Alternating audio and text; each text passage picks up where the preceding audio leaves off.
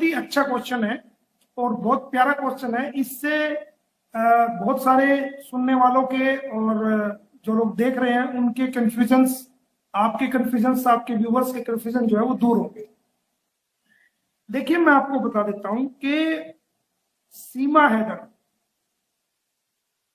अपने बच्चों को ट्रैफिकिंग करके सचिन और ये इन्होंने मिली भगत करके जब ये भारत में आए, तो भारत में आने के बाद ये लोग 2 से 3 महीना लगभग ये छुप के रहे। किसी को पता नहीं चला कि ये कौन लोग हैं, कहां से आए हैं, कैसे हैं।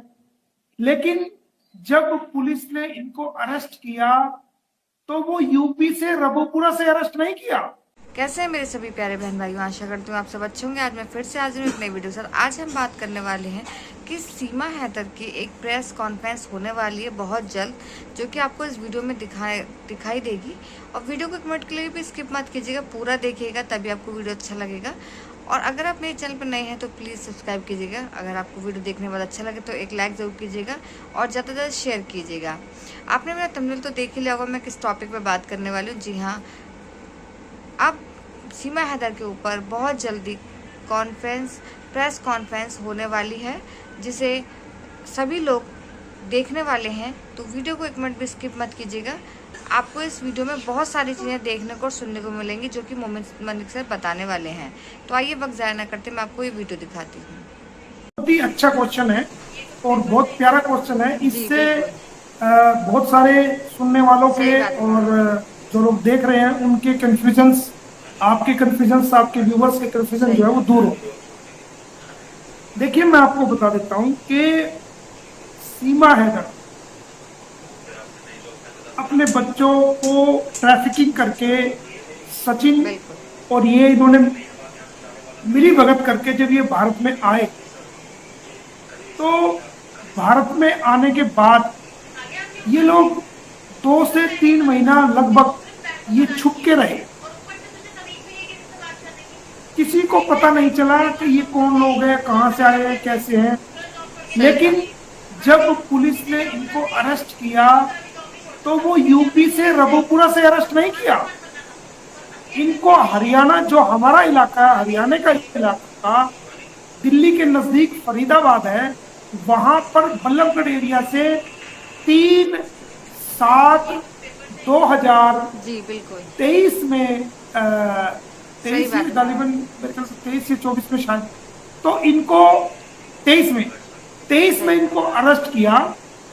तो जब इसको अरेस्ट किया सीमा हैदर को, तो इसके साथ साथ सचिन को भी अरेस्ट किया गया और सचिन के साथ साथ फिर नेत्रपाल को भी अरेस्ट किया गया, सीमा को भी अरेस्ट किया गया।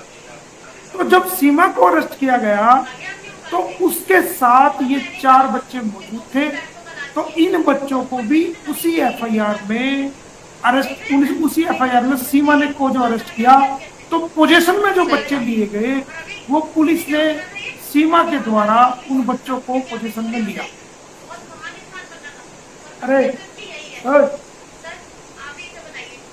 तो उन बच्चों को पोजीशन में लिया। तो जो बच्चों के पासपोर्ट जो रिकवरी करे पुलिस ने, सीमा के 2 पासपोर्ट रिकवरी करे, बच्चों के 4 पासपोर्ट रिकवरी करे, एनआईसी रिकवरी करा, और मैरिज का जो गुलाम हैदर से मैरिज हुई थी वो सर्टिफिकेट रिकवरी करा, मोबाइल फोन से रिकवरी करे, और तमाम चीजें ये रिकवरी करी। तो उस एफआईआर में इन चीजों को मेंशन किया गया। तमाम बच्चों के नाम एफआईआर में लिखे गए। सीमा हैदर का लिखा गया, सचिन का लिखा गया, नेत्रपाल का लिखा गया, और उन बच्चों के 4 नाम और बच्चों के 4 पासपोर्ट उस एफआईआर में जो है वो लिखे गए।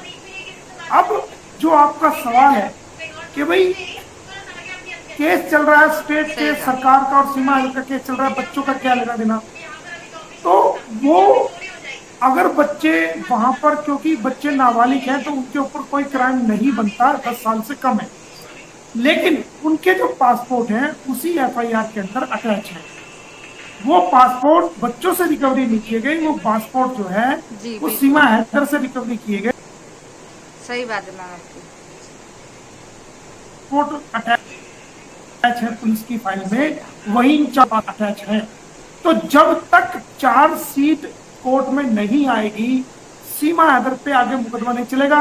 और जो ये बच्चों के जो पासपोर्ट हैं, वो पासपोर्ट भी उस बिल्कुल चालान चार्जशीट के साथ ही कोर्ट में आएंगे। ये एक सबसे बड़ा कारण है। अब अगर मैं अपने लेवल से being a power of attorney जितना मैं काम कर सकता था, उतना मेरी भी एक पावर ऑफ अटॉर्नी की एक लिमिट्स हैं कि कानून की जमीन में कहां तक किस पॉइंट को रेज कर सकता हूं। सही उन कहा। लिमिट्स तक मैंने वो तमाम जो है वो वर्क किया है। लेकिन जो पासपोर्ट हैंडेड ओवर किए जाएंगे, तो वो गुलाम हैदर को ही किए जाएंगे पासपोर्ट हैंडेड। और जो बच्चों की कस्टडी, जो बच्चों को कस्टडी जो हैंड ओवर की जाएगी, जी वो बिल्कुल एक मामला भी ऐसा भी हुआ है कि सही कुछ बात टाइम है। पहले बच्चों की कस्टडी को वकील को दिया गया है। और ये सही फैसला जो है वो वहीं की गौतम बुद्ध नगर की कोर्ट का ही फैसला है। मेरे पास फैसले की कॉपी भी है कि बच्चों की कस्टडी जो है वो वकील को दी गई है, कोर्ट ने दी है। मैं ले सकता हूं, मुझे कोई प्रॉब्लम नहीं। लेकिन अगर मैं बच्चों की कस्टडी ले लेता हूं, मैं पहले भी कह चुका हूं, मेरे दूर दूर तक केस लगे रहते हैं, मुझे बाहर जाना पड़ता है। और मैं ये नहीं चाहता कि अगर मैं बच्चों की कस्टडी लूं तो उन बच्चों को मैं अपनी आंखों के सामने उनको हर तरीके से उनके खाने पीने का इंतजाम, उनके रहने का इंतजाम, उनके लिए अच्छा इंतजाम देखना चाहता हूं। हालांकि मेरा परिवार या जो मेरे अहलो अयाल हैं, वो सब लोग मेरे से ज्यादा ख्याल रखेंगे। लेकिन मैं किसी को उंगली उठाते हुए अपने ऊपर नहीं देखना चाहता कि कोई एलिगेशंस लगा दे कि बच्चों के साथ ये किया हुआ। क्योंकि दुश्मन जो है जी वो बिल्कुल गंद से भरा हुआ है। सही दुश्मन बात है मैम जो हम सही कहा। भरा हुआ है, तो मैं ये वो जो है किसी तरीके से उनको जो है बिल्कुल आ, किसी तरीके से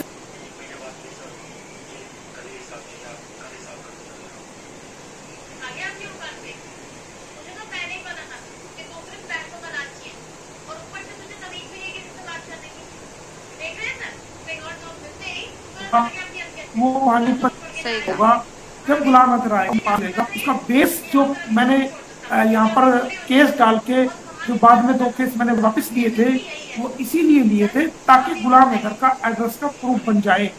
तो वो मैंने अपनी लीगल पॉलिसी के तहत किए थे और मैंने गुलाम हैदर का एड्रेस यहाँ का बनाया है। तो वो जो यहाँ रहेगा, क्योंकि जब वो जी यहाँ बिल्कुल रहेगा और उसके वीजा को आगे बढ़वाने की सही कोशिश बात है करेगी, मैम आपकी। तो जो केस मैंने 2 डाले थे उनकी सर्टिफाइड कॉपी उसके एड्रेस प्रूफ के सही तौर पे, एड्रेस प्रूफ के तौर पे वो मैं इस्तेमाल कर सकूंगा। क्योंकि उसका यहाँ का आधार कार्ड नहीं है, कोई दूसरी ऐसा डॉक्यूमेंट नहीं है, खाली पासपोर्ट है। तो टेम्परेरी वो केस की कॉपी हम लगा करके उसका वीजा बिल्कुल जितनी जरूरत है, 1 महीना 2 महीना 3 महीना 6 महीना, वो हम अगर जो जरूरत के मुताबिक जब तक पूरा कंप्लीट वर्क ना हो तो वो हम यूज कर सकते हैं। तो इसलिए मैंने वो 2 केस डाल करके विड्रॉ किए थे ताकि मेरे को वो बेस बन सके। तो मैंने लीगल फाउंडेशन तैयार किया था और वो मुझे आज तक कामयाब मैं रहा हूँ उसमें। तो उनका आना यहाँ पर जरूरी है ताकि वो आ जाए और वो बच्चों के जो पासपोर्ट हैं वो उनको हैंडेड ओवर कर सके। जाना भी जरूरी है क्योंकि जो पाकिस्तान और दुबई के रास्ते जो एंट्री है वो नेपाल की है। नेपाल के रास्ते से ही इनका एग्जिट होगा बच्चों का। डायरेक्ट इंडिया से होना बड़ा मुश्किल है। नेपाल के जी रास्ते बिल्कुल से ही इनका एग्जिट होगा। वहां